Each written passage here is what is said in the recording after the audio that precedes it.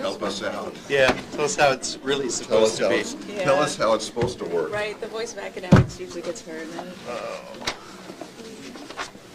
Hi, Mark Baldessari. I had an event last night for Treasurer's Race. How's it going?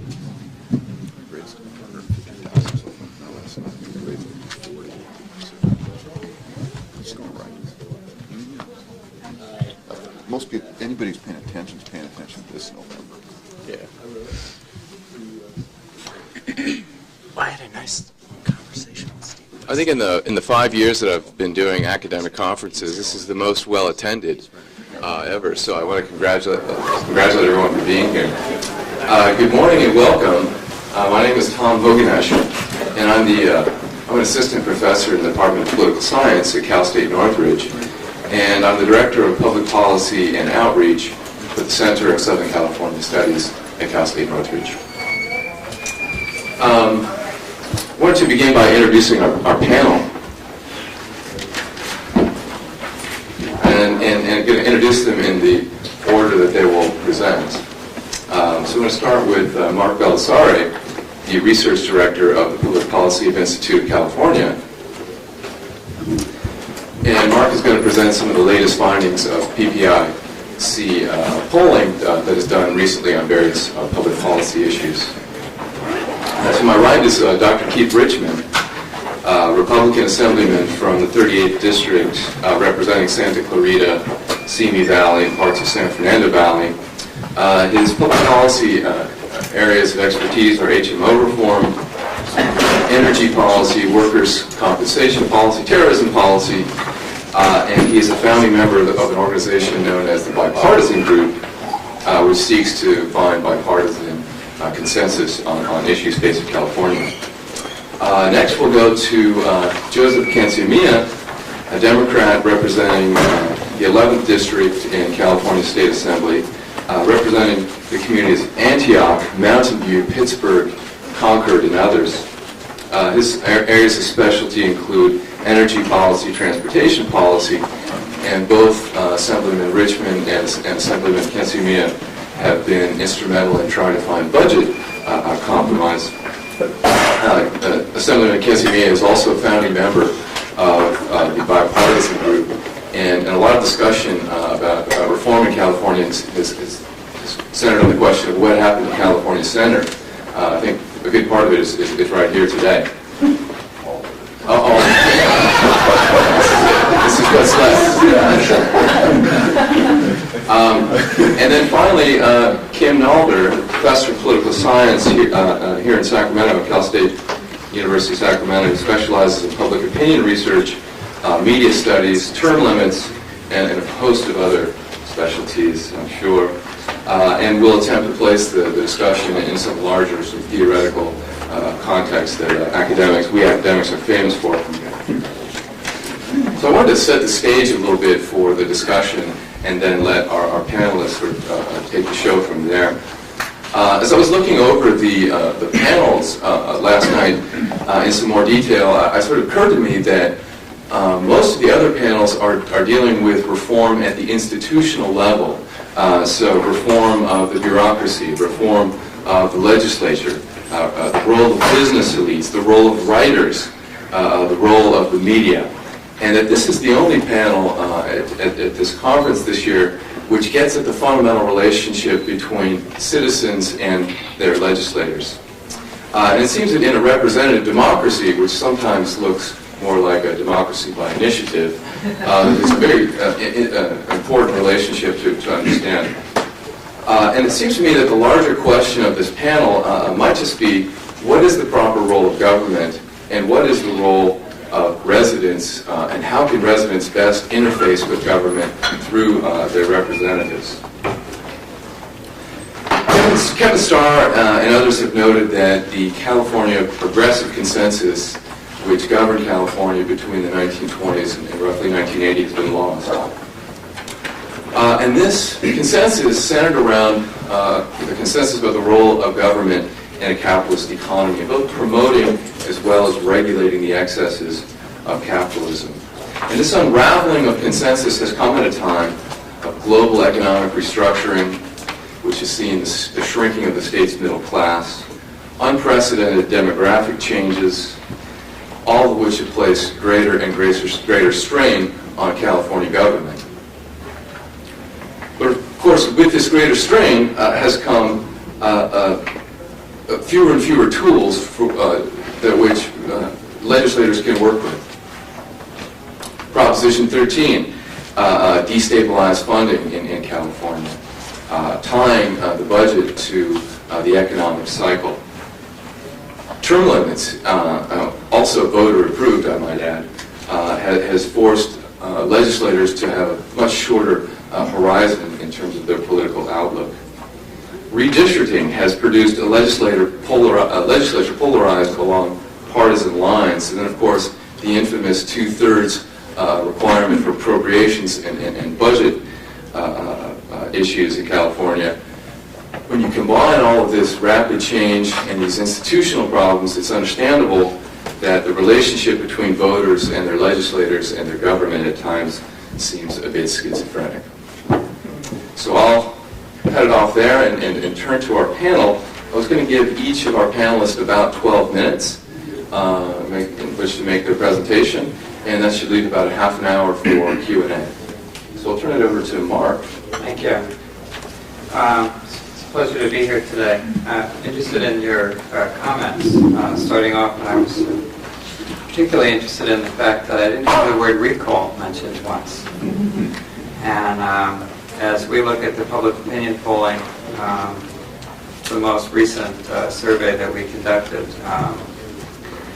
it's to me, still one of the political earthquakes that has repercussions that we are just beginning to appreciate in terms of the California political scene. The issue of the proper role of government, obviously a very important and timely issue in California, and one that in our system of democracy, the voters have a big say in what that role of government will be.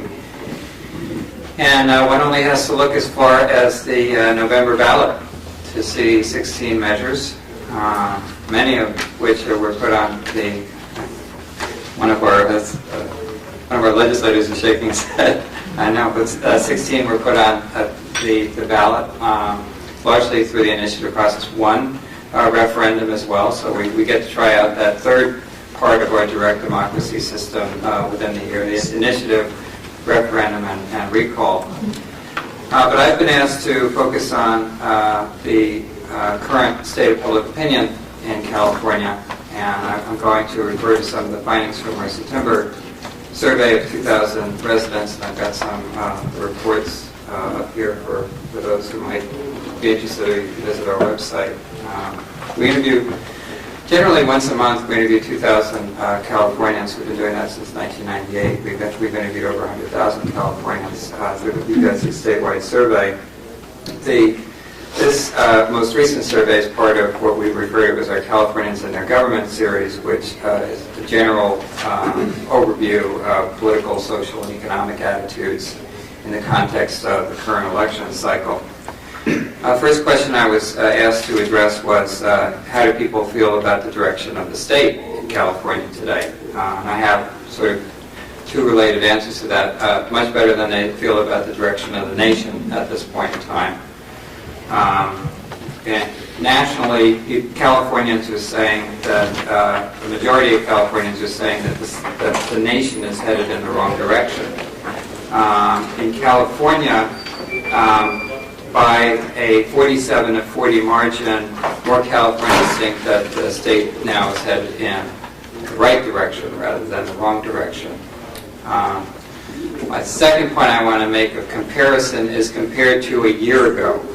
How did Californians feel about the direction of the state? A year ago, which would have been, right before the recall, the attitudes about the direction of the state were dramatically more negative than they are today.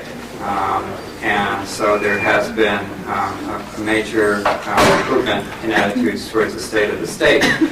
Nonetheless, there is a wide partisan divide, as there is on almost every issue that has any hint of politics in California. There's a big difference between Republicans and Democrats in California today, with Republicans more likely to say the state is headed in the right direction than are the Democrats. I was also asked to look at how Californians are feeling about the financial outlook.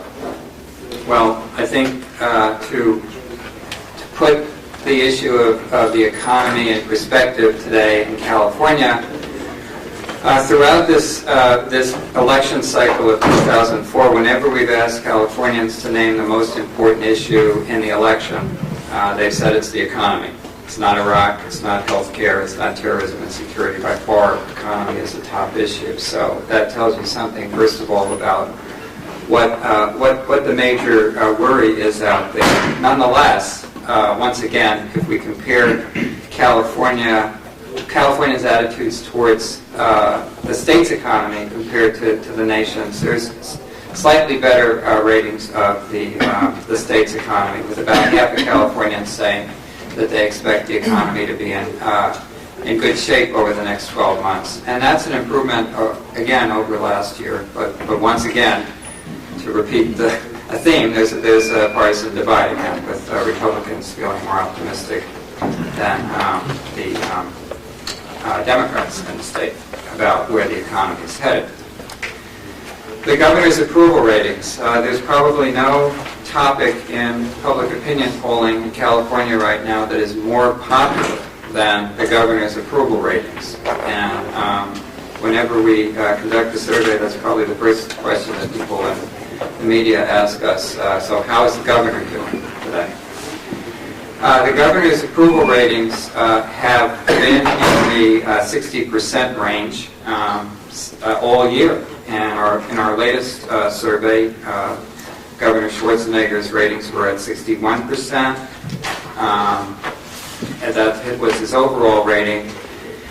And what was, I think, impressive is the fact that in California right now you have the situation where you have a Republican governor who is very popular and a Republican president who is not very popular, and a state that is leaning heavily Democratic. And so one would ask, how does this happen in California? It happens because Governor Schwarzenegger has been able to attract the support of particularly independents, but also about half the Democrats.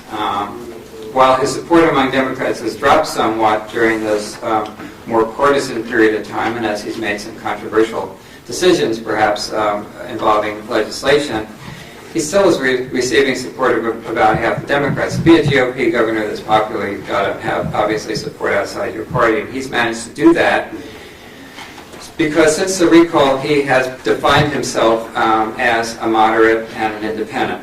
And when he's taken positions that are conservative, they tend to be on fiscal issues, which I agree with many Californians are conservative on fiscal issues as well. And when he's taken positions on environmental issues or social issues, by and large, he's trended in a liberal direction, and as most Californians are. So he's maintained that image. Importantly, when we also look beyond the governor's ratings to how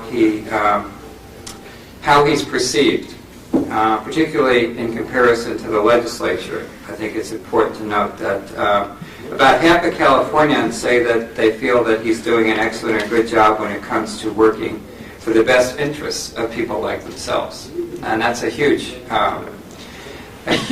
element of his support, particularly in a state like ours, in which the role of government is so much driven by people's feelings of distrust towards elected officials. By comparison, the legislature, only about 1 in 4 Californians feel that the legislature is doing an excellent or good job in working in their best interests. The legislature's ratings are improved actually dramatically since last year. One of the things that often gets overlooked in the course of discussions of the recall was that the legislature's ratings were lower than Governor Davis's ratings before the recall. And the legislators legislature's ratings are now up to about 40%.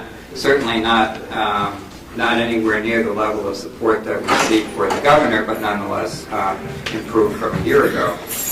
Nonetheless, on a range of issues,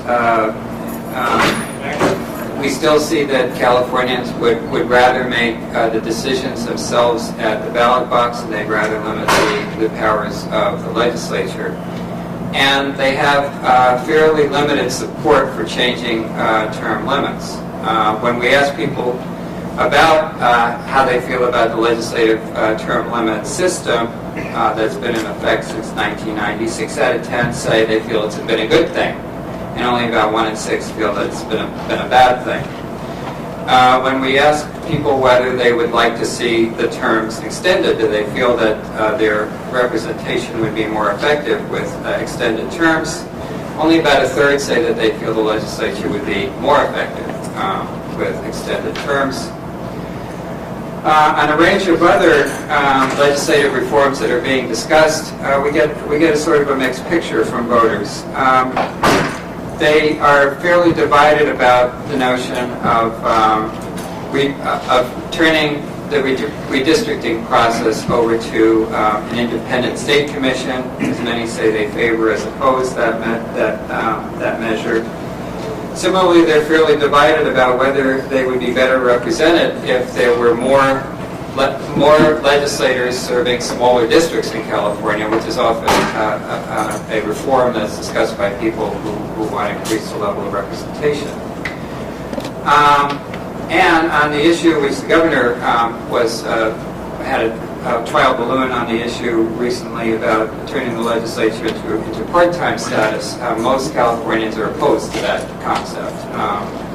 More than half say that it would be a bad thing if we went from a full-time to a part-time legislature. The initiative process itself continues to be highly popular among Californians. We first started asking about the initiative process 5 years ago in our polling, and we've seen relatively no change in support for the role of initiatives in making public policy in California. 3 out of 4 Californians think that it's a good thing that the majority of voters can make laws and change public policies. 6 out of 10 feel that the voters can probably make a better decision than the governor and legislature when it comes to making laws and public policy. While the support for the overall for the legislation for this initiative process compared to the legislative process remains very strong, nonetheless, people see that the initiative process has a number of flaws as well. Relatively few say that they're very satisfied with the way the initiative process is working. Many Californians feel that there are too many propositions on the state ballot, and that the wording on initiatives is often complicated and confusing for voters to understand. And a majority of Californians feel that changes should be made in the way the initiative process works. But nonetheless, when they're asked how important decisions should be made, whether they should be made by the governor and legislature or the initiative process, they tend to favor the initiative process despite all of its flaws.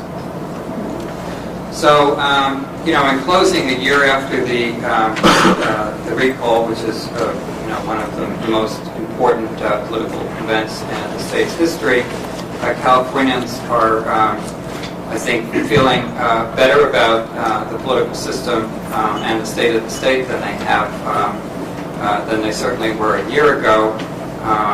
But we continue to see evidence that the public doesn't trust state government, in particular the representative form of government in California to make the important decisions. And one of the major trends that we're seeing in our public opinion polling this year is a growing divide between Republicans and Democrats on a range of issues. So that divide that we often see in the legislative branch is also evident in public opinion, and is likely to be observed in the outcome of initiatives this fall. Thank you. Great. Assemblyman Richmond. Tom, thanks a lot. It's good to be here, and first I want to say that I very much respect Mark's work in PPIC, and in fact look at it all the time and have reviewed your poll, and I think it provides interesting information. I also want to make one other comment, just because Joe's going to speak after I do. It's a pleasure for me to be here with Joe Cansamella. I know it'd be rare that you hear Republicans say that about a Democrat, but let me just say he's I think a tremendous public servant and somebody who I would support for any race that he would run for. He's a person who I think routinely looks out for what's best for California rather than what might be best for his own political career. That's rare. I'm going to really start off where Mark left off. I think the public's judgment on not trusting state government is pretty right on. Last year with the recall, I think the people of California not only were sending a message about Gray Davis, but they were also sending a message about the state legislature and not wanting to continue business as usual and politics as usual. And Mark said, and I remember clearly, our approval ratings last year were down around 23%, I think, lower than Gray Davis. And I also think that was rightfully so. I don't think, however, that the legislature got the message from the recall. I think Governor Schwarzenegger has tried very hard. I think he has tried to act in the best interest of California, but I don't think that the legislature is much different this year than they were last year. And I'll give you a few examples and then talk about some political reforms. But interestingly enough, shortly after the recall in late November, early December, you remember we were debating what ultimately became Proposition 57 and 58 on the March ballot. And if you remember, the legislature initially failed to pass those measures. We were not able to reach a compromise, and in fact, to a large degree, I think the legislature failed because the special interest groups that were promoting Proposition 56, which were on the March ballot, didn't want any competing measures on the ballot. They didn't want 57 and 58. And so, in fact, those special interest groups were setting the political agenda and the political orthodoxy at that time, and 57 and 58 didn't pass in the legislature. That's despite the fact that California had $14 billion of short-term debt coming due in June and would not have the cash to pay that off, and we were essentially insolvent. So we were faced with a tremendously bad situation, and the legislature was unable to come up with a common-sense solution. What happened is, after the legislature adjourned on that Friday evening at about 11:30 at night, when we had failed, we didn't meet the Secretary of State's deadline. A number of us talked on the floor of the Assembly, a number of us, 10 or 12. We were disappointed. We were disappointed, in fact, that representative democracy had failed again. And it's interesting, Mark, that you talk about that because we had those discussions. We had those discussions on the floor of the Assembly. We had them the next day also. I called Joe. I said, Joe, we need to keep working on this. We need to talk to the Secretary of State, try and get an extension. We talked with the governor's office. They were still pretty angry that the legislature had failed. And we worked all weekend, and we ultimately got an extension to that deadline. Had a conference call with the governor on Monday, this group of 19 people that said it was very important that we solve this problem. We told the governor directly on the phone call that we did not want the leadership of all of the various caucuses, the 4 caucuses, failing. We did not want them to get in the way of success, and that we wanted to be successful. After we finished the call with the governor, we spoke with our respective caucus leaders, and we told them that we expected to be successful, and that if they weren't able to work with us to negotiate a deal, that we would do it on our own. Subsequently, Prop 57 and 58 were passed. I would remind you, just because I think we both have some pride, the idea of a deficit recovery bond came out of our bipartisan group, Prop 57, and also most of what became Prop 58 also came out of our bipartisan group. So we played not only a role in the policy issues, but also in the process issues. The legislature also didn't change on the next major issue that faced the state of California this year, workers' compensation. I have no question that workers' compensation reform would not have occurred if the threat of an initiative were not out there. That initiative for comprehensive reform received a lot of support. It had the signatures. It was ready to be filed. And the only reason I believe that real comprehensive reform occurred was because the threat of the initiative that overhung the legislature. If you move on and you look at the budget process in June and through July as that impasse went on, from my perspective, really nothing changed this year compared to last year. This year's budget continued to defer the problems. It was a fiscally irresponsible budget, one that I think continued to borrow billions of dollars, transferred funds from special funds, used accounting gimmicks. According to the Legislative Analyst's Office, many of you know, they predict that next year we will face at least a $7 billion deficit, and the year after at least a $10 billion deficit. And interestingly, those people, the few who stood up on the floor and spoke in support of this budget, acknowledged in their speeches that they knew this budget didn't solve the problems, that it continued to defer them, and that we would need to address the basic issues next year. So there's no debate that this budget continued to defer the problems. And you got to ask yourself, well, why does the legislature not have the political will necessary to put in a fiscally responsible budget? And the legislature really hasn't had the political will to address any of the serious issues that face California, whether you're talking about the fiscal situation, the budget, energy. Here we are out 4 years now from the energy crisis. We still do not have a market structure in place so that those entities that consider it important will make the investments in energy for California. We haven't solved that problem. We haven't solved health care. We haven't solved infrastructure investment, transportation infrastructure, water issues. I can go on and on down the line. There is a long list of problems that we need to address for the future of California that are not being addressed.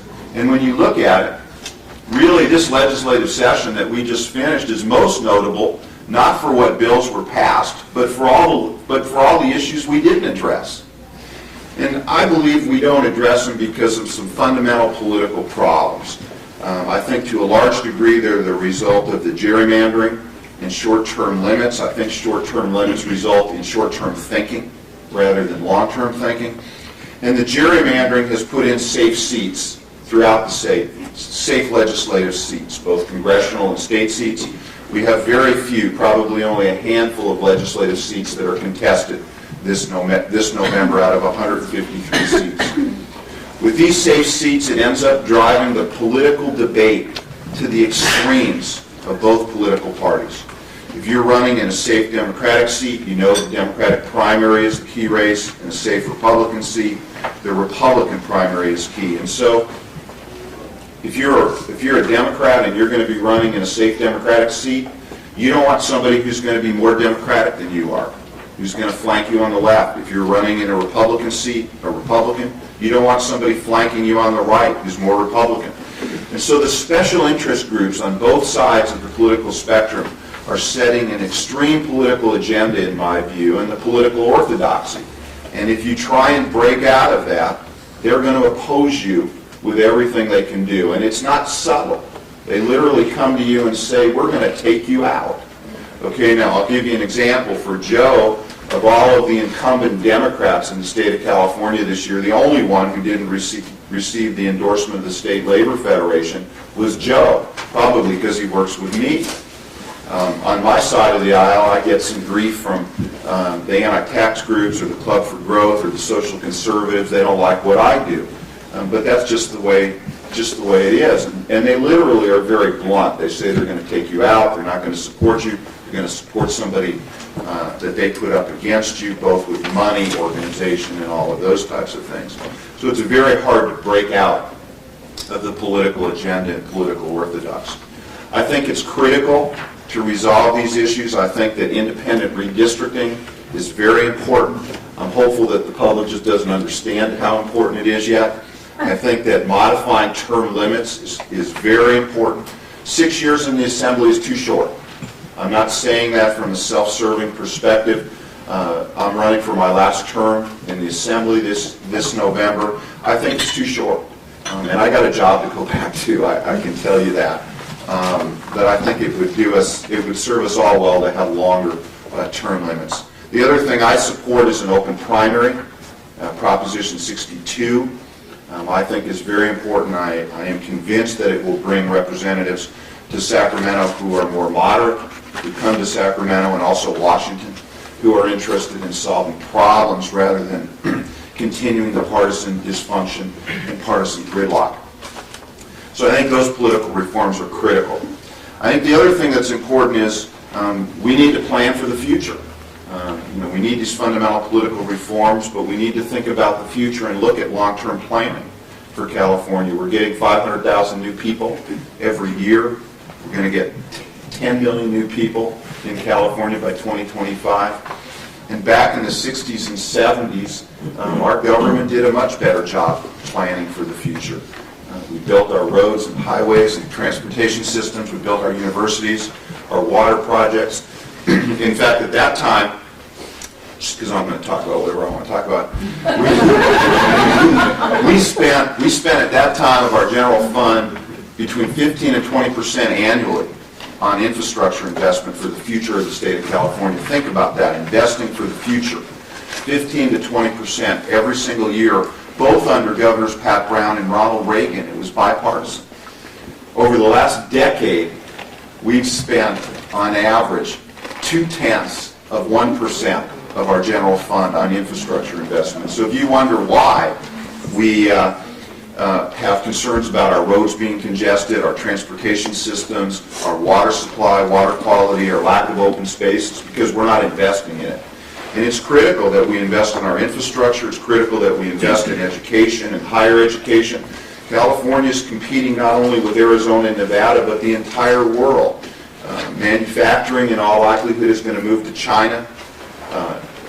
IT is going to move to India. So you've got to ask yourself, what's California going to do? Well, we're going to need to have a populace that's well educated, that's imaginative and creative and all of those types of things, and we need to make the investment long-term in education and higher education. We've got to think about these things.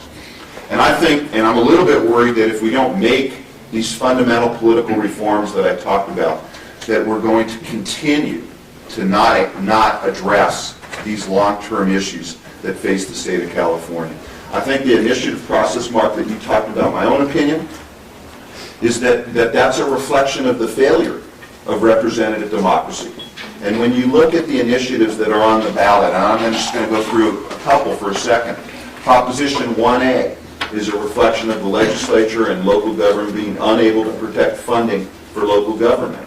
Proposition 60 and 62 are political reforms, a recognition of the dysfunction. Proposition 63, mental health funding, is a recognition of our failure on mental health. Our failure in the legislature to address the issue of mental health care and funding. Proposition 64 is tort reform. It again is a reflection of the legislature's inability to address a fair and balanced solution to tort reform and liability issues. Proposition 72 and the referendum on that is our inability to address health care. And I can go on and on down the list of propositions. And I think what's important is the legislature needs to do a better job. We need to do a better job at representative democracy. We need to have a system where legislators are going to be able to vote and make decisions that are in the best interests of California rather than what's in their own political career best interests. And so with that, I'll end. Take it away, Senator Kinserman. Keith's always such a hard act to follow because he's so reluctant to share his opinions. But I need to start by saying that there are very few people you meet in this business in this city who have the courage to speak truth to power when the power is sitting next to you. And Keith is one of those people that has got the courage to do that and has done so on a regular basis. And one of the reasons why I'm so pleased and proud to be able to work with him and to also support him in what he chooses to try and do in the future. As someone who also follows a lot of what PPIC does and what Mark has published in the past, I want to talk a little bit about what I think has gotten us into the predicament we're in now, and then take a little bit from where Keith ended as to how we might be able to address some of those issues. But one of the problems you find in the legislature very quickly, especially when you come in having any experience at the local level, and I didn't walk into this job just from the private sector or not having experience in politics. I started out many years ago on a school board and moved to city council and mayor and board of supervisors. So I didn't consider myself to be particularly naive about politics in this process. But I came here and was stunned at the level of partisanship and the gridlock that produced. And not so much the gridlock, because one would expect that somewhat in this kind of a polarized system, but the reliance of the two sides on that gridlock. There has become a mutual dependency on the inability to make the difficult decisions. Republicans count on the fact that many of their political agenda initiatives are going to get stopped by Democrats, and we, quite frankly, count on the fact that the Republicans at some point will say no to some of the initiatives that we have. It's almost like the mutual dysfunction between the Senate and the Assembly, where we have to feel as though bills can move out of our house because, God forbid, I vote against a bill of somebody who comes up to me and says, well, you know, this is a work in progress, and I'm still trying to, figure out how to, legalize ferrets, and we just want to move this bill through. We'll keep working on it. And if it doesn't work, they'll kill it in the Senate. And the Senate does the same thing. They'll pass some stupid bill through, and you'll see it in the Assembly. We don't have any problem killing the Senate bill. Well, we have problems killing bills, but we have less of a problem killing a Senate bill than we do killing a fellow member's bill. And part of that is the dysfunction that has led us into this gridlock that we all depend upon. It comes about in for a couple of different reasons. I think part of it is term limits. Part of it is the short time frame. There are members who come here. I had one member who I have known for many years come to me and say, the one thing I regret about my experience in the Assembly is that I didn't get a chance to know my colleagues better. I didn't get a chance to participate more in the discussion, because from the first day I was here, I knew I was going to be running for the Senate. So everything I did was focused on running for the Senate seat. That is driven in large part because of term limits. The idea that the citizen legislator was going to come and as a lawyer or a doctor give up 6 years of their life just to come to Sacramento and serve the public good, maybe in a couple free cases, but for the most part, someone who is in their prime earning years is not going to give up a business in order to come to Sacramento. And I question, in fact, Steve Poizner's sanity. I guess he has more money than sense to spend millions of dollars to run for the Assembly to come up and be one of 80 in a minority party so that he can be frustrated for 6 years, but I wish him a great deal of luck. The fast turnover creates, as Keith said, short-term thinking. It also creates a dynamic where you are triangulating your votes, where you are looking at the person sitting next to you saying, this person may very well be running against me for fill in the blank. It's either a Senate seat or statewide office for board of supervisors or whatever, LA City Council, whatever it might be. The other thing that happens is that no one wants to tackle the more complex issues. No one really wants to deal with energy reform and energy policy. Number one, because it's really not particularly sexy anymore. We had dozens of bills when we were in the midst of the energy crisis, when it was on the front page of the newspaper and you could introduce an energy bill and get several TV cameras to show up. Now you get a yawn and most people run from the room because they don't want to deal with energy issues any longer. You also don't get long-term thinking on those issues because it is so difficult to get through the minefield of the special interest groups, and they have set up so many defenses So that the goal of the third house is no longer getting a bill passed. It's now stopping the bills. So they have decided that, you know, they can just wait us out. And that's what they choose to do. That's where they put their energy and their time. So if you're trying to take on a complex issue, you have the lack of interest among your fellow members. You have the complexity of the issue. You don't have staff that really knows the issue that well, because our staff now turns over on average every 4.5 years because of the instability in the House. So you don't have a lot of expertise to rely on. And you don't have the collegiality among your fellow members to help move bills through. And then you've got the third House defenses. So what you end up with now are people who will introduce a lot of what some of us consider silly bills, but they tend to be the bill du jour. You pick up the front page of the newspaper, look at an issue that's going to get press over the next few days. That's where a bill will come from. And watch what happens during the bill introduction period. If in my area there's an accident on a particular stretch of highway, I can guarantee you some member will introduce a bill to either increase penalties or to do something that deals with that issue, because you're going to get ink.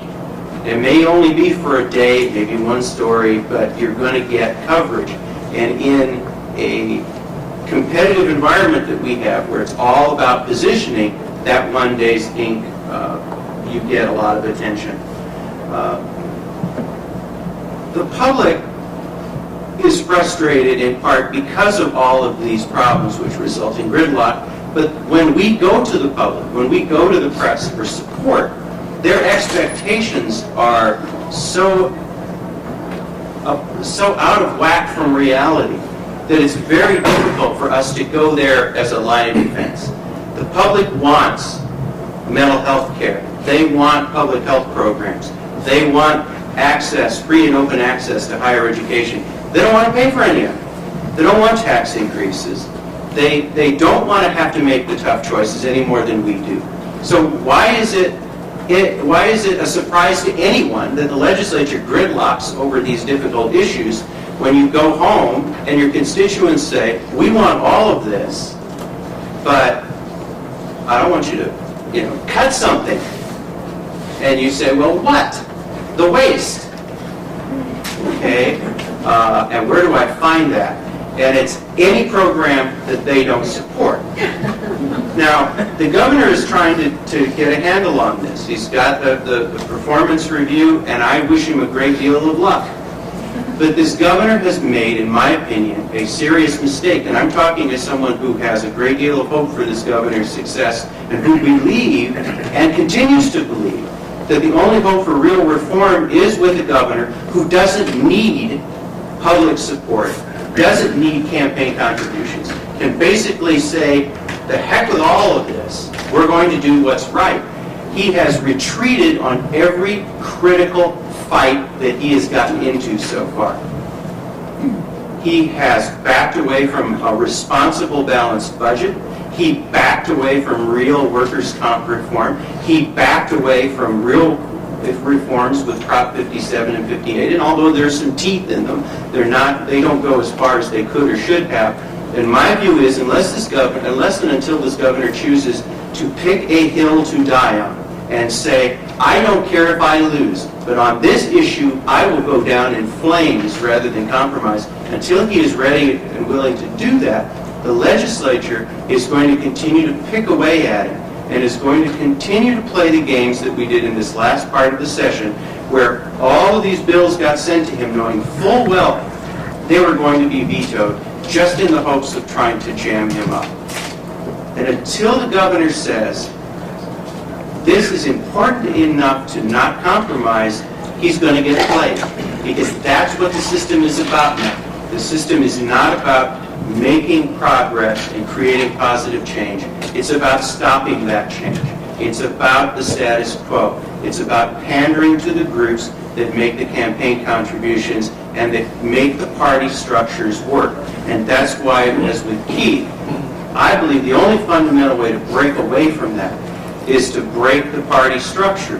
If we could have a strong third party in this state, it would probably give us an opportunity to do that. But barring that, you've got to look at things like an open primary, independent redistricting, term limit reform, and the other piece of it is going to be campaign finance reform.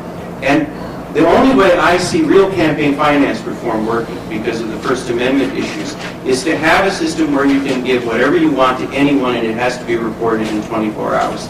This whole idea of trying to limit contributions, and you can only take $3,200, and you can only do that from these groups, but these other groups can give you all this money. What it's done is empowered the special interests even more than before. Because now, not only do I get hit in an election, but now I get hit from all these independent expenditure committees over which no one has any control, over which no one has any authority. And where the Speaker in our House, or the President Pro Tem in the Senate, can do nothing to protect us because he can't raise enough money to be able to fight against the messages they're delivering. So we're now more at the mercy of third house, third party, independent expenditure committees than we ever were before. And if you think that has not changed part of the dialogue and changed the reaction of members and made them more skittish and more reluctant to make tough decisions and take tough votes, then you are in for a big surprise.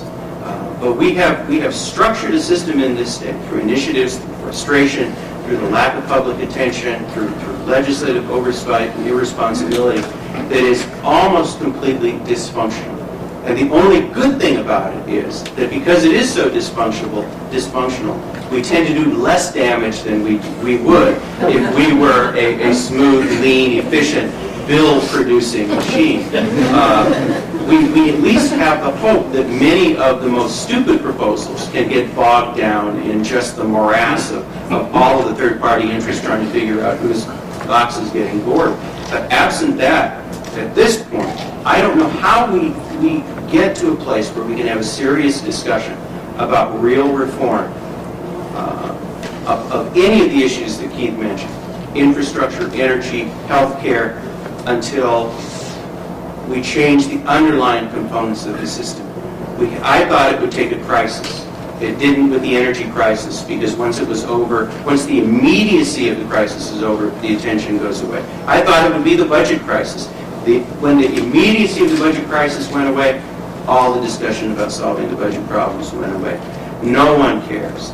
So unless and until you change the underlying structure of how we govern ourselves and how people are going to participate in that process, I don't see, other than picking away at the system, I don't see how we make those real fundamental changes, and I don't know how we address the serious issues facing us. Luckily, I have the answers to all those questions. We were asked to talk today about this disconnect between what voters say they want, what they know they need, and what they support in an attitude of distrust towards government, how all that comes together and what that disconnect means. And the first piece of that I think is important is the information that voters have in the first place. Those of us in this room probably pay a great deal of attention to politics in one way or another. We tend to be the people who read the newspaper and listen to NPR and so on and know the ins and outs. It may come as a shock to you to realize that's not the case with everyone, unfortunately. And that has been the case ever since political scientists and survey researchers have been able to study such things. And it's even worse than you might imagine. The seminal book on that came out in 1960 called The American Voter, where the conclusion was that, the conclusion was that the American voter was essentially uninformed and could not form a coherent ideology, and a very small proportion of the population could actually think of the political world in a way that was ideological, arraying themselves on left and right, not to mention understanding the nitty-gritty of issues. And that has continued to be the case. Research has shown over the years that on very basic government knowledge questions like which party is more conservative and which party is more liberal, only about half the population can accurately gauge that. Another survey question that was asked and reported in a book that compiled a lot of these over the years was, is your governor a Republican or a Democrat? Only 59% could get that one right. So, and I also hate to report from the front lines in teaching our youth that my freshmen are often surprised to discover that there actually exists a legislature in the state of California in addition to the one in Washington, that they're in fact separate. Sobering news, but nevertheless, this is the case. This is the atmosphere in which we're operating. And so we have little information about how government operates, about how the budget operates, and how we might make trade-offs. Very little information about the amount of money that's tied up in initiative spending and so on, coupled with very little information about current issues and events and so on. And unfortunately, one of the troubles that we have with polling research, which may tend to sort of exaggerate the knowledge level, is that when people are asked a question on a poll about a particular issue or even about approval of an official, they're likely to give some sort of answer because it's embarrassing not to. There's a social expectation that it's important to follow politics and that you should have an opinion on these issues. And so in many cases, people will offer an opinion that's based on virtually nothing. So if we ask a follow-up question, why, the devastating why question, you'll get some sort of vague, well, I like him because he's good and does things I like, and sort of the circular explanation. And it's the rare respondent that will actually have policy explanation for why they believe a certain thing or why they support a certain policy. So even poll results that show support or lack of support for a particular issue might be suspect because voters, especially male voters, it turns out, are more likely to express an opinion even when they don't actually have one. That's a little side note, and the women are laughing and the men are just sort of frowning. And shaking their heads. So that's the first piece here. The second piece is distrust of government. And that also has been documented since the beginning of time. It's especially the case with legislatures and Congress. We have this very interesting phenomenon where people will distrust the legislature in general or Congress in general. They're a bunch of crooks. They're out to get us. We can't trust them. But their own legislator, that's my crook. That's the person who is a dedicated public servant. It's the rest of them that we can't trust.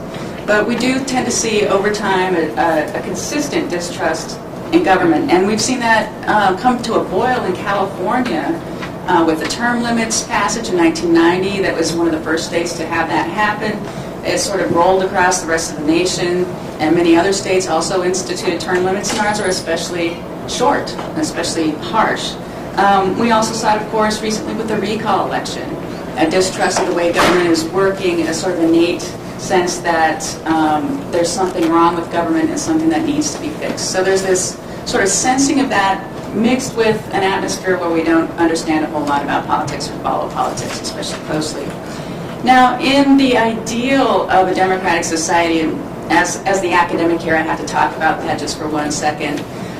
The ideal is this idea that citizens understand their own minds, they understand their own ideology and their positions on issues, and they also follow politics, understand how the government operates, and then when come election time, they look at the elected officials, look at how they've been behaving in office or what they're promising to do in office, and match up their own beliefs with the politicians' beliefs and vote accordingly. Unfortunately, the real world bears very little resemblance to that ideal construction. As we just said, there's the distrust, there's a lack of knowledge, and the political people running for office have a tendency to want to obscure some of that. It's to their advantage in many cases to not take a stance that's especially clear or that differentiates them from their opponent, because that brings up the sort of uncomfortable reality of trade-offs or difficult decisions and so on. And so for some voters, that's actually, it makes sense that they don't understand a lot about politics, because coming from the candidates that are campaigning, it's being purposely obscured because it's to their advantage. This creates a situation in which there's a great incentive to have this disconnect between what voters think they want and say they want and what can actually be accomplished. So campaigns are more likely to promise sort of pie-in-the-sky solutions. We'll cut the fat. We'll find the fat and cut it and solve the problem. No, this is it. And voters who aren't following politics very closely and also are wishful thinkers are likely to buy into that.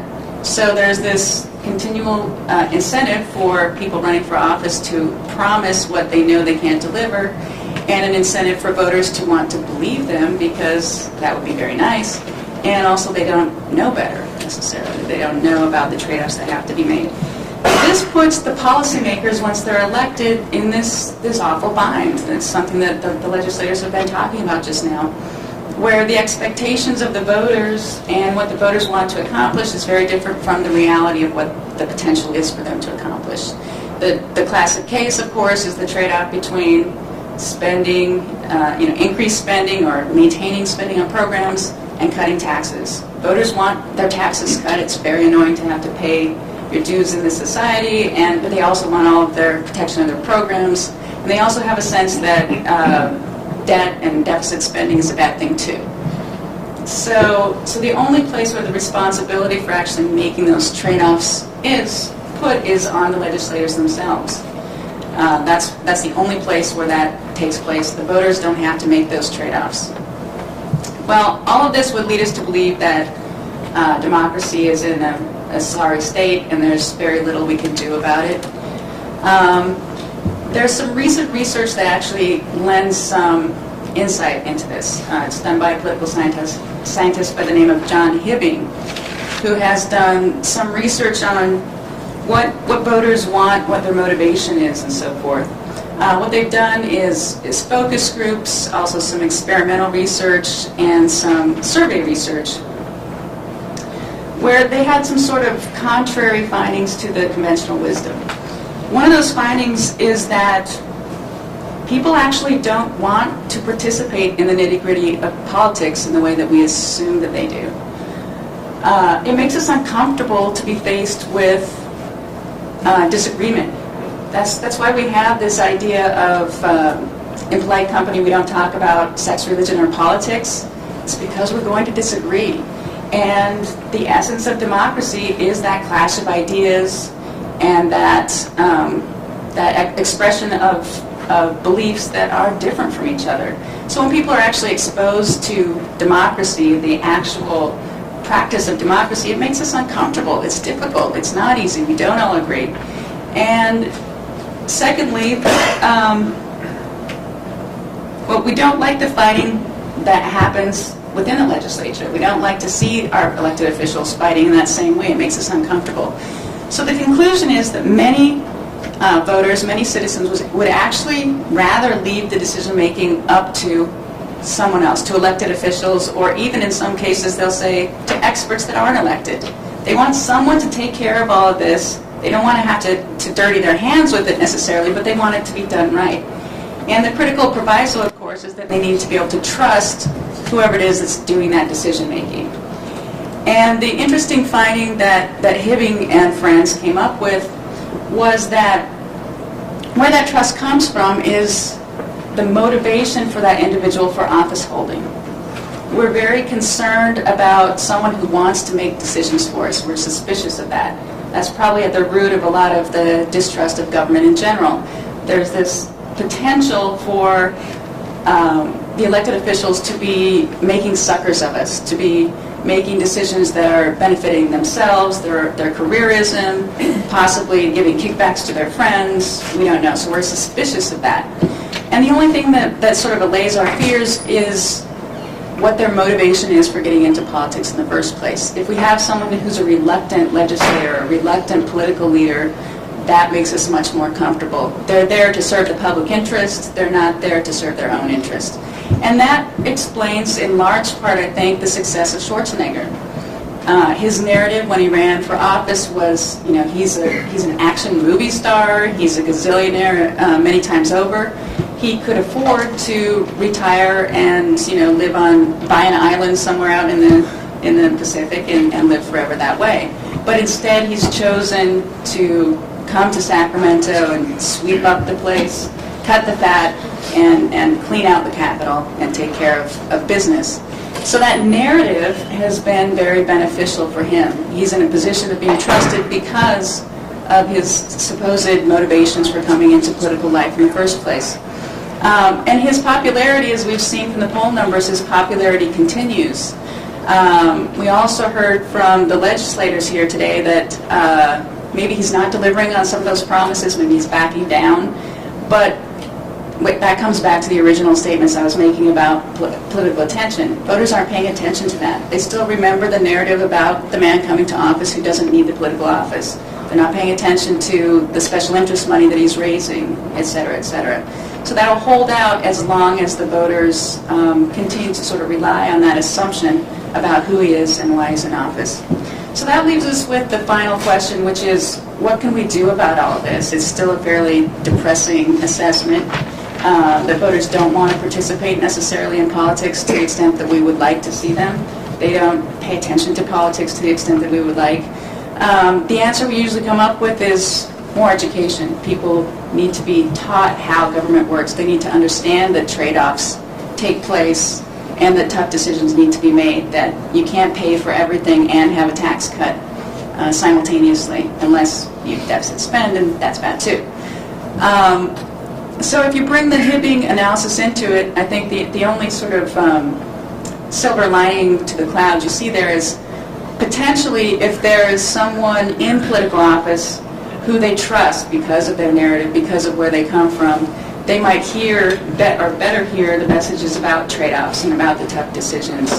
And there's a possibility that that could be communicated better by someone, maybe Schwarzenegger, he had that opportunity and still probably does, in a position of influence. Will we attract to even run for the legislature? Do they have the political will? Are they well informed? Do they have the gumption to try to be independent enough to pick out, as you two have, in forming that bipartisan group? But in addition to that, you've pointed out some structural obstacles that are very tough to get by. So the one thing I want to ask you about is, would you consider a unicameral legislature? There's no historical convincing evidence that we should continue two houses. There'd be a lot of opposition to this from many lobbyists and from others, but it seems to me a 120-member body allowed to serve 4 four-year terms, 16 years, would really probably bring about much more transparency, prevent gut and amend rules, and get rid of a lot of the other things that make the public contemptuous. What do you think about that? Leo, good to see you.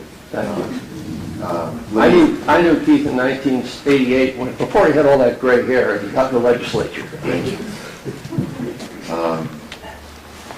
For those of you who don't know, it's former Lieutenant Governor Leo McCarthy, who was a family friend. So, Leo, let me make a quick response. First of all, I think most of the people who come to Sacramento are good people, and I think what you're asking is for representatives to go against human nature, because oftentimes, as you know, we're faced with decisions in the current political environment where if you go against the special interest groups that are going to re-elect you, either on the left or the right, then you are in all likelihood shortening your career or potentially shortening your career. And so, I would ask all of you, how often do you make decisions in your day-to-day job or career where you willingly shorten your career or look toward being fired? It's just not human nature. Your other point about a unicameral legislature, I personally think that would be the wrong answer. You have more experience than I do. I think, though, that there is a lot of bills, as Joe said, that get out of one house that go over to the second house, with the expectation that it's going to get a much more critical review in the other house rather than the first house, the house of origin, because those are not the people you hang around with all the time. And so if you have a bill of origin in the assembly, as an example, I don't believe that it gets the critical evaluation that it will get in the Senate. And I'm concerned that a unicameral body of 120 people won't provide the same discipline in looking at legislation that the current bicameral process has. I would agree with that. I think that having looked at Nebraska and states where there have been unicameral legislatures, historically they've worked because there is already built into the process that kind of review of legislation that we don't see here. And having watched as bills can move through my committee on water, parks, and wildlife many times over my objections that are not ready. They're just clearly, they have no business being voted out of a committee. I can at least take some solace in the fact that when it gets to the Senate, there'll be a more careful review, and generally that occurs. I don't know that we structurally would be able to do that now if we went to a unicameral legislature. But the Constitution Revision Commission in 90 had come up with some ideas on unicameral legislature that made a lot of sense, and it was something I supported until I got into this and saw the way it really worked. We have an illustrious panel, but we also seem to have an illustrious audience, so perhaps identify yourself prior to your question. Yeah, Drew Mendelson, I'm on the Senate staff, Senate Democratic Caucus. The question I've got is that the dysfunction of government that you've described seems not only to be very real and long-lasting, but also kind of produces periodic grumpy eruptions on the part of the public that creates sudden things like Prop 13, like Prop 98, Prop 140, recall elections that somehow give an immediate satisfaction to the public that they've done something, and then leave in place long-term ugliness that actually increases the gridlock. I'm wondering if there's some thoughts in some way of either revisiting these after a certain period of time or some way to modify these processes so that we aren't stuck with long-term problems that actually increase the government's dysfunction. Well, there are a lot of proposals that have been discussed to change the initiative process to either, increase the level of legislative review in advance of measures going on the ballot, or to set term limits for the initiatives themselves, or to make it more difficult to pass constitutional amendments, which have some of the more long-lasting effects that you've discussed. But there is, as you are well aware, a whole industry, I guess I would describe it, the initiative process, which has made change and reform of the initiative process very difficult. I've got nothing. There's no answer to these problems that I can think of. There are solutions, to what you described, but I don't think they're willing parties that have really engaged in that discussion. Hi, good morning. I wanted to thank all the panelists. This has been a wonderful discussion. My name is Rosalind Gold. And Assemblymember Hanson-Mia, you touched upon campaign finance reform, and virtually all the panelists talked about the impact of campaign contributions and on all of the different reform measures that folks have been talking about. What do you think about the system that Arizona has for the state legislature now, the Clean Campaign? We've actually looked at a number of things that are done in Arizona. Our bipartisan group authored through Alan Lowenthal, an independent redistricting measure that was patterned after Arizona. So we've spent time looking at it. We respect a lot of what they've tried to do. The problem, I think, with the clean money effort that we've seen so far is that the thresholds are so low, and they don't take into consideration this proliferation of independent expenditure committees. So by restricting the candidate or the office seeker, what you're doing is empowering all the interest groups that are out on the periphery, and that creates another dynamic that isn't healthy. Under the old system, as an individual candidate, you could raise as much money as you needed. You knew that you could protect yourself, or that the speaker or the president pro tem could protect you. now you're completely at the mercy of all these groups that have no limits, that have no controls, and that in many cases don't even have to disclose the source of all of their money. Keith, did you want to add to that? Well, I think it's they have all the ammunition they want and we don't. I mean, it's really simple. I mean, sometimes we joke when I carried in the assembly at the end of this session a bill that would have to a large degree ended the code of silence of the prison guards. Well, I joke with my staff, well, there goes another constituency group that I've lost. Okay, and so they can spend all the money they want against me as an example, and so that's just the way it is. I think the problem that I don't have the answer for is, other than disclosure, is the First Amendment right of free speech and people can spending whatever they want. And part, I just want to add, part of what Kim and Mark talked about, the disconnect with the public, because we know that most of the public isn't engaged in the process, and they're not going to pay a lot of attention, and they're not going to write checks, and they're not going to be the constituencies that are going to support these kind of independent campaigns.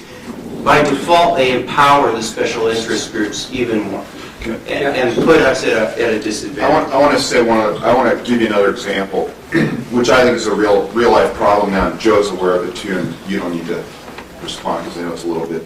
But you've all read about some of the pension problems in the state of California, city of San Diego, and I mean the estimates are there with their unfunded liability that it would take up to 25% of their general fund to pay their pension obligations. Orange County has similar problems with their pension, unfunded liability, and retiree health benefits. Contra Costa County, which is why I mentioned Joe, Contra Costa County had a grand jury study done which shows that they have an unfunded liability of $1.26 billion and went from paying 5% of their general fund toward pension obligations in 1995 to more than 12% last year, and that's with the addition of a $1.26 billion unfunded liability. And so you've got these large pension benefits or benefits for public employee unions. I think it would be fair to say that one of the major constituency groups, special interest groups of the Democratic Party, and it's not meant to be a partisan comment, is the public employee unions. So how easy do you think it would be to change these pension benefits in the legislative process? If a legislator on the Democratic side of the aisle does that, or any legislator does it, it's not likely that they're going to be receiving the support of the public employee unions. In fact, they're going to actively go after them, going back to what I said before. Mark, you want to add? I just wanted to make a comment about campaign finance, which I think is, certainly a critical issue. But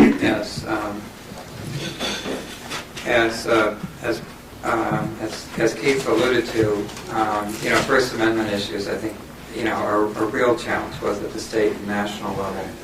I would like to see some attention to the issue of how do we go about the kind of campaign reforms that create more access between the candidates and the public than we have today.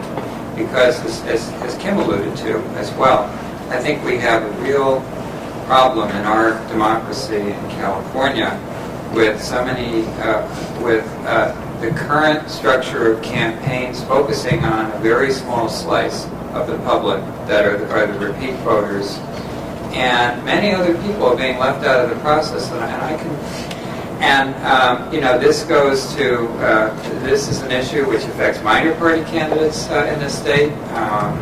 It's a bigger issue even when we begin to talk about who can afford to reach the public in a statewide campaign.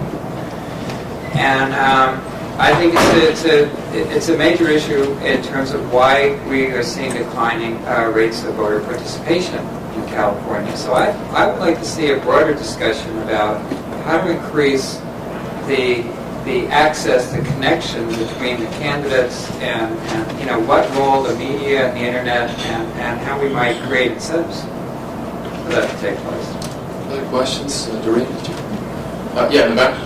Yeah, I was wondering what the panel's thoughts were about the issue of trust. As you know, there's a tremendous breakdown in trust between the people of California and the legislature and the government.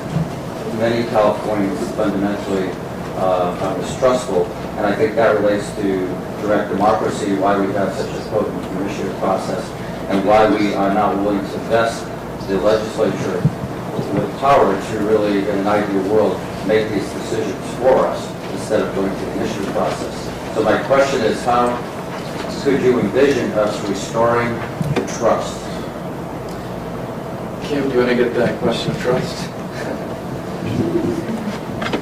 Well, that's the perennial issue. How would you instill trust in an inherently distrustful public?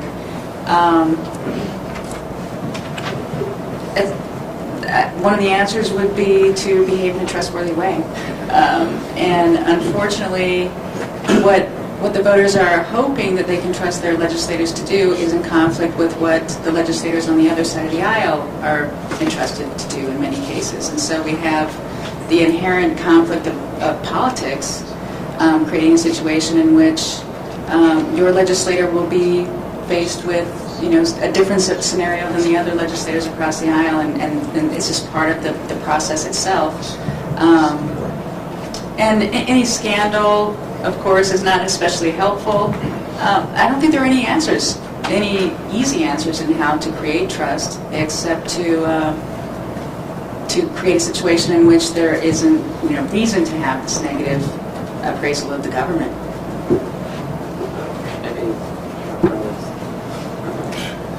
I think the distrust is well placed. I agree with that. It is certainly the scandals contribute to it, but I don't think the legislature has been solving the problems that we face, and that's why I gave that long litany of issues. And I've come to the conclusion, rightfully, right or wrong, that until we make those fundamental political reforms and we begin to address the long-term issues that Californians consider important. I mean, I think Californians rightfully think that we're not addressing long-term issues, that we're not planning for the future, that we're not addressing issues of transportation, education, healthcare, those things they care about on a day-to-day basis. And I think they're right. We're not addressing them. And until we start doing a good job, they don't have reason to trust us. And I don't think that my colleagues in the legislature are going to address those problems until we make some of those fundamental political reforms. We talk about all these issues, but I personally believe that independent redistricting and the open primary and modifying term limits are critical, fundamental political reforms if we're going to, in fact, address all of those issues that are important to us. Yeah, I wanted to add that I think term limits has an awful lot to do with this. We don't have the time to develop a trust in our particular legislator. I was talking earlier about the distrust of the institution in general and the trust of your individual legislator. We don't have time to develop that sort of link anymore with the term limits regime, so I think that's key.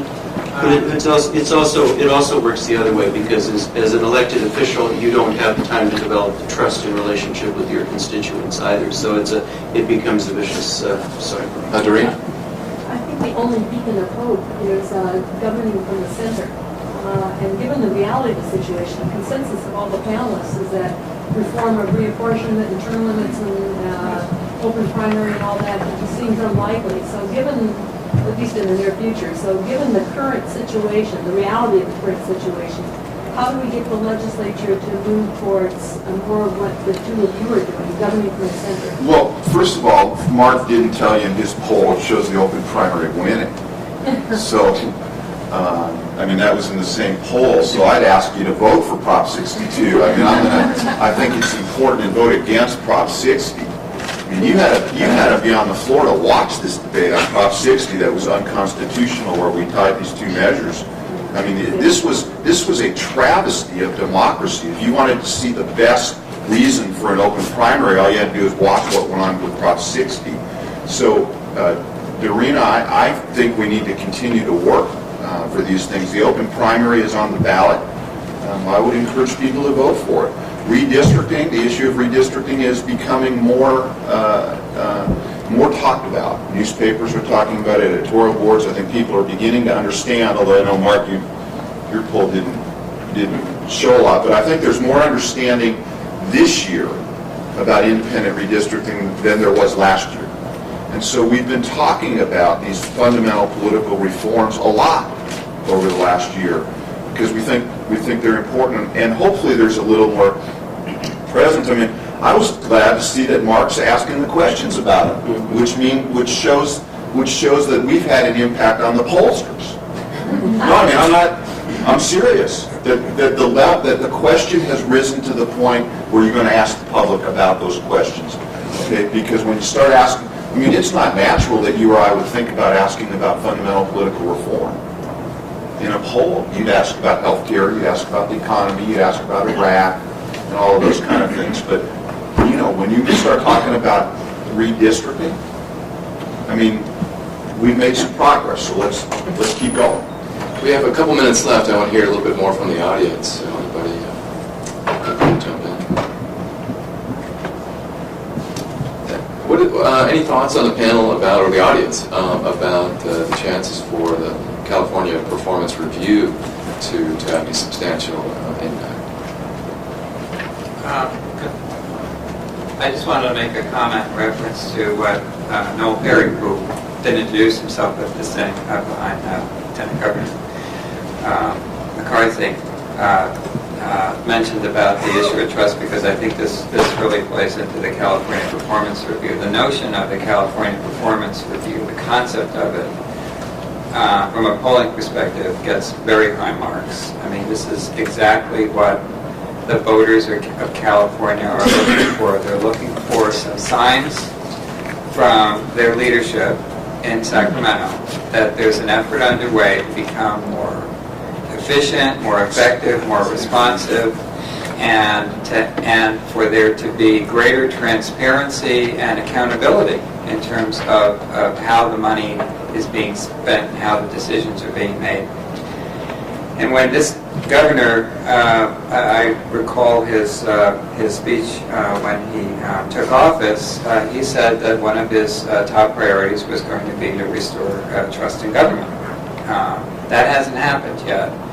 But the CPR, whatever happens in terms of what's implemented, the process of undergoing a thorough review of how the government operates is very important for the public, from the public's perspective, that's taking place. And if something good comes of it, we could see a change in trust in government, even if it's not what it was actually written in the plan, but what comes out of the discussion of those plans.